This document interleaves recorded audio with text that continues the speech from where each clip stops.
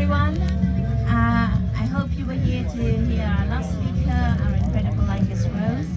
He's on hunger strike to get the climate recognised, to get a briefing about it. Our next speaker is young Rollie over here, who is one of the incredible number of young activists who are risking arrest, risking their health, risking police brutality, all sorts, just to do what needs to be done. And so Rollie is from HS2 Rebellion, and she's been taking part in the activism around stopping HS2. And she's here to talk to us more about the social aspects of what it entails, and I'll leave her to tell you more about it. Thanks, Rollie.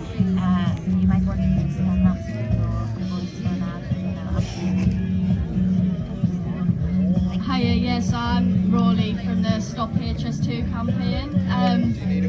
Basically, there's a lot of aspects to the injustice of HS2, and a lot of the time we focus on the environmental impact, but I'm not here to talk about that because that's already covered. That's on all of the leaflets, that's on all of the campaigns. You can go online and find out about that. But something you can't find out about as readily is the social crisis that HS2 is causing. So we know that HS2 is increasing wealth disparities, and it's a very racist project too. I'm going to start by talking a little bit about Euston and what Euston meant to a lot of people. So Euston Square Gardens was a green space in the heart of London. It was a green space that was a home to many homeless and no fixed abode people. HS2 decided to temporarily take possession of this land during COVID, during the pandemic, and they decided to evict not only the camp that was set up there, but many homeless people that used that green park as a home. Now this is like one of the only green spaces in that area too, and like the general area of Euston in London is quite a poor area. You know, there's a lot of social housing around there. People struggle. There's a lot of food banks in that area too, but they chose to evict it in a pandemic and make so many people homeless. And that's just one aspect to it. You know, they evicted many camps throughout COVID-19 and the pandemic, but I think that one for me really sums up the wealth disparities, because while they evicted that camp, they were paying off golf courses. They were paying golf courses so that they didn't have to go across their land, or they were paying them for tiny strips of land, while compulsory purchasing common land, the land of the people, and compulsory purchasing people's homes and evicting them from their homes too. So on the eastern leg of the line, they basically scrapped the project there, but refused to give back people's homes. So there are thousands of people in that area of the country that haven't been paid for their homes, but HS2 has taken possession and is at current refusing to give that land back. And most of these people are working class people. They're people who ordinarily couldn't have afforded to buy their own home, but have either bought those homes through like the right to buy scheme. So a lot of these homes is old social housing that has been bought, but they will not give it back. They're refusing to give it back. And even if they do give them the money for these homes, they're severely undervaluing property. So it means that working class people's homes are going for like a fraction of the price of what they're worth, whereas tiny strips of golf course land is going for millions and millions of pounds. So in Denham Country Park, we had an active resistance camp there, and so many people fought for years in that area. And we managed to save some of the woodland there. We managed to get them to marginally reroute a few metres so they didn't go through all of the ancient woodlands, and they went through the golf course instead. But they paid that golf course millions and millions of pounds for a couple of metres worth of land. Like land that is not even worth like £100, it is just grass. It's simply just grass, but they paid them millions of pounds for that land, yet severely undervaluing properties. But when I'm talking about the undervaluing of properties, it's not just by like £1,000 pounds, we're talking about tens of thousands of pounds, and in some instances hundreds of thousands of pounds they're undervaluing properties. And like, this is just meaning that while they're evicting people from their homes, they're also destroying thousands of jobs up and down the country. And they claim that, you know, they're creating jobs, but the jobs that they're creating, most of them are temporary. So actually, there are even less temporary jobs they're creating than the jobs they're destroying. They're destroying hundreds of businesses too, and most of the businesses they're destroying are like very community-based businesses, very like local people. Like they're really destroying people's livelihoods. But like, we've had the issue very recently that they've brought this injunction, which they want to ban protest up and down the line completely.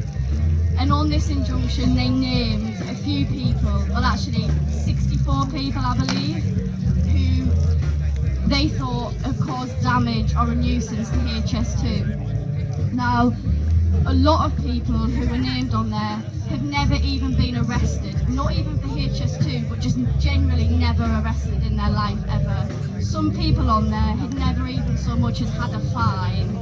Like, they were really targeting working class people and black and brown people as well, because on the campaign, you know, black and brown people are still a minority on that campaign. However, we do know that when it comes to conviction rates on the campaign, compared to the amount of arrests that we have, conviction rates are very low. But every single black and brown person that I know on that campaign, including myself who's been arrested, has been convicted of something. Everything that I have went to court for HS2, I've been convicted of, apart from 2 things which were dropped before they actually went to court because they said I was under 18 and there was a lack of evidence. But everything else I've been convicted for, and the same goes for every person of colour on that campaign that I know. And I knew from the get-go that HS2 was racist. I knew it was a racist project because I simply just looked at the route of the line, and it goes from London to Birmingham and Manchester.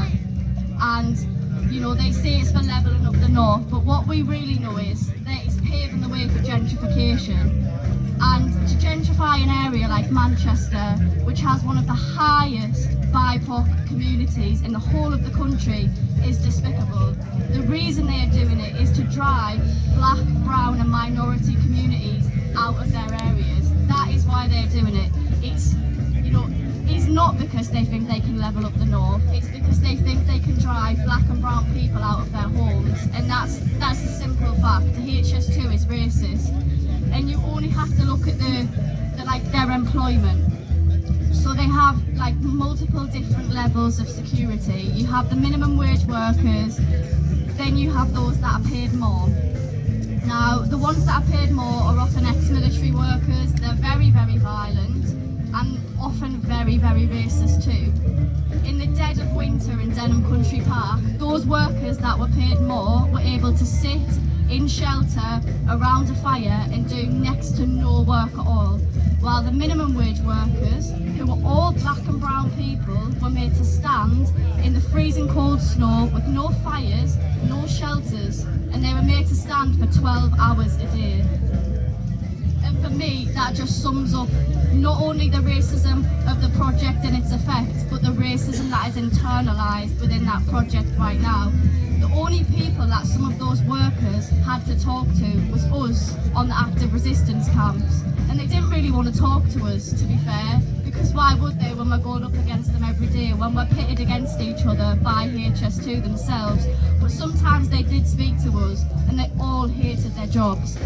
I spoke to one man who said that on his first day working there, one of the ex-military security, who was paid like 5 times the amount that this minimum wage worker was, he said that this ex-military security man had turned round and called him a racist slur. When we asked him how that made him feel, he said, in the beginning it was difficult, but now it's not, because it happens to me every day. It happens multiple times a day. Now it's just normal. that shouldn't be normal. That's not normal in most workplaces. We know that employment's racist, but it's not, you know, that's still not socially acceptable in many spaces. But within HS2, this is socially acceptable. It is socially acceptable to call a colleague a racist slur. And, you know, I've been on the receiving end of that too, as someone protesting it. I've been on the receiving end of their racism and their racist policing. And you know, like, you know, it's a huge risk being on an active resistance camp. It's a huge risk being an activist. It's a huge risk speaking out. But I know that working class and black and brown people know that it's an even bigger risk that you take when you go out and resist something, because you have much more to lose. There's just much more to lose, and they know this, and that's why they target working class and black and brown people more. And I've been on a lot of different campaigns. I've been up against a lot of different corporations and companies, but HS2 for me has been the most difficult to deal with. It's the one where there's been so much racism and so much classism right there embedded, and they're not hiding it, they're very honest. You can go online and you can find the videos and the live streams of them calling people racist things, of them being really classist and awful to people. It's there for people to see, but people are just not seeing it.